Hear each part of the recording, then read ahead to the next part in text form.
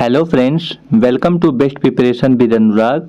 आज हम लोग NCERT class 10th math real number exercise 1.1 का क्वेश्चन नंबर 5, 6 और 7 क्वेश्चन देखेंगे। तो चलिए क्वेश्चन नंबर 5 हम लोग देखते हैं।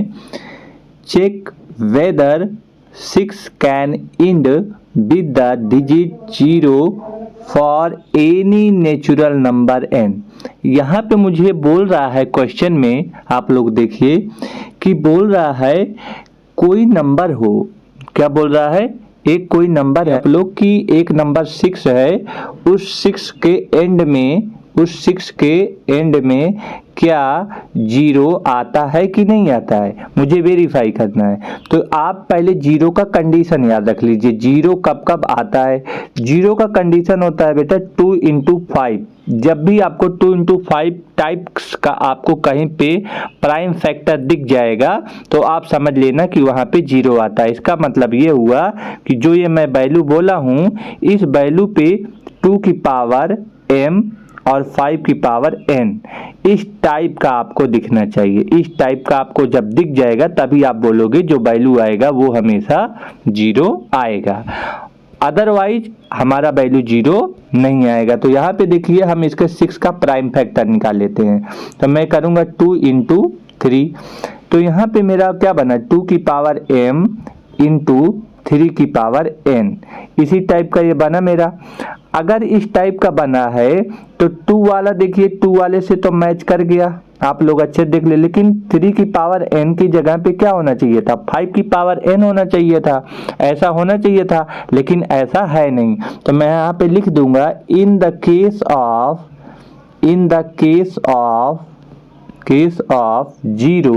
0 के केस में क्या होना चाहिए?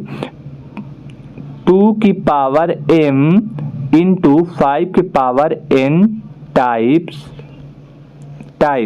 ठीक है ना। बट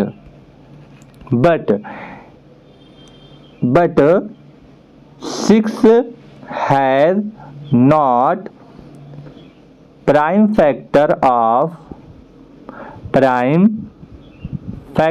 ऑफ 2 की पावर m इंटू 5 के पावर n।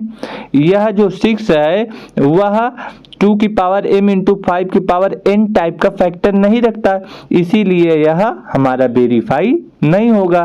तो यहाँ पे आप लोग इतना लिखने के बाद फिर लिखिए Therefore 6 cannot end with the digit 0 for any natural number,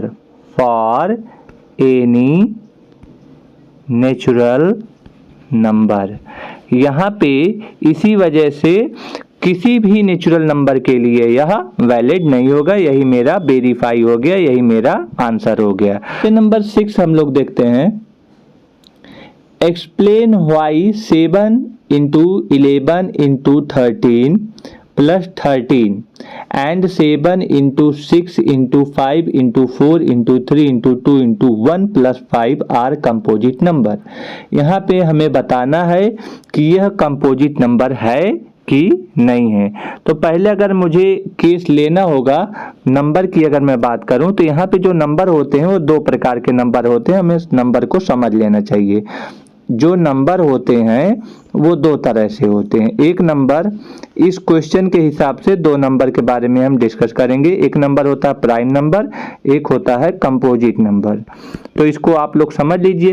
prime number के 2 चीज होते हैं। एक वो अपने आप से डिवाइड होगा, यानी कि खुद से, यानी कि इटसेल्फ अपने आप से ही डिवाइड होगा, और एक 1 से डिवाइड होगा। लेकिन जो कंपोजिट नंबर होता है वो 1 से भी डिवाइड होगा, इट सेल्फ अपने आप से भी डिवाइड होगा, और एक अदर नंबर होगा उससे भी डिवाइड होगा। तो कंपोजिट के केस में आप लोग दिमाग में रखे रहना कि कंपोजिट और प्राइम के केस में ये 2 चीज कॉमन होता है। सिर्फ एक अदर नंबर ही अगर वो डिविजिबल है, जैसे एग्जांपल में बोलूं कि 6, तो 6 मेरा 1 से डिवाइड होगा, 2 से डिवाइड होगा, 6 से तो होगा ही होगा, ये 3 से होगा। तो यहाँ पे कितने फैक्टर मिल गए? 2। तो 6 को हम कंपोजिट नंबर बोल सकते हैं, but 6 is not prime number. तो आप लोग शायद समझ गए हैं। तो यहाँ पे मैं पहला जो लिखता हूं, यहाँ पे चलिए क्वेश्चन जो बोल रहा है 7 इंटू 11 इंटू 13 प्लस 13। यहाँ पे हम लोग कॉमन ले लेते हैं क्या? देखिए इस वाले पर्टिकुलर में, इस वाले में 13 कॉमन दिख रहा है, तो 13 कॉमन ले लेते हैं। तो 7 इंटू 11 प्लस 1 हो गया। यहाँ पे 13 फिर लिख लेता है, तो 7 से 11 का करेंगे तो 11 से 1 जा 77 प्लस 1 हो गया 78 हो जाएगा। 30 इंटू 78, इसका जब मल्टीप्लाई हम लोग करेंगे तो 38 का फैक्टर देखिए 13 हो गया, और 78 का अगर मैं फैक्टर करूं तो 13 6 78, यानी कि 13 6 जा कितना हो जाएगा? 78 हो जाएगा। तो यहाँ पे देखिए बहुत सारे फैक्टर आ गए, 1 फैक्टर 2 फैक्टर 3, तो यह कंपोजिट नंबर है। अब एक दूसरा जो यहाँ पे बोल रहा है उसको भी हम लोग समझ लेते हैं।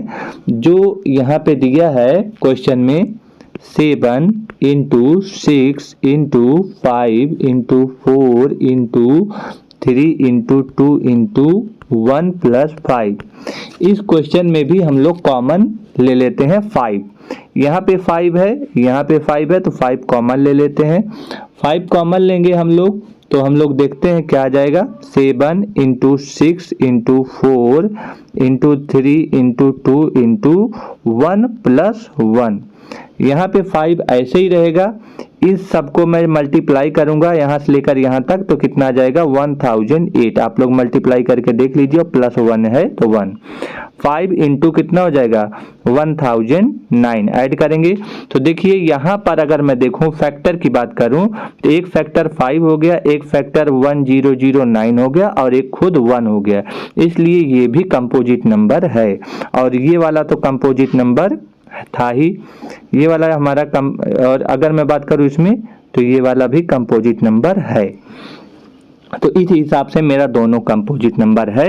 तो यहाँ पे अगर मैं लिखना चाहूं तो लिख सकता हूं, क्या लिखूंगा आगे देखिए आप लोग। मैं लिखूंगा therefore the given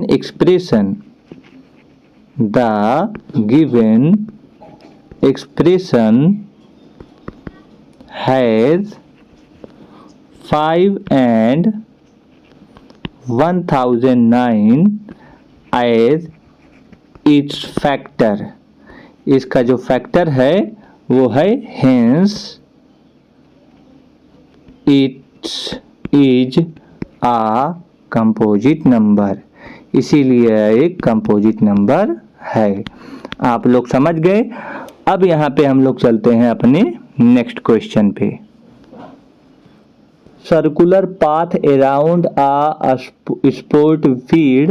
Sonia takes 18 minutes to drive one round of the field, while Ravi takes 12 minutes for the same. Suppose they both start at the same point and at the same time and go in the same direction.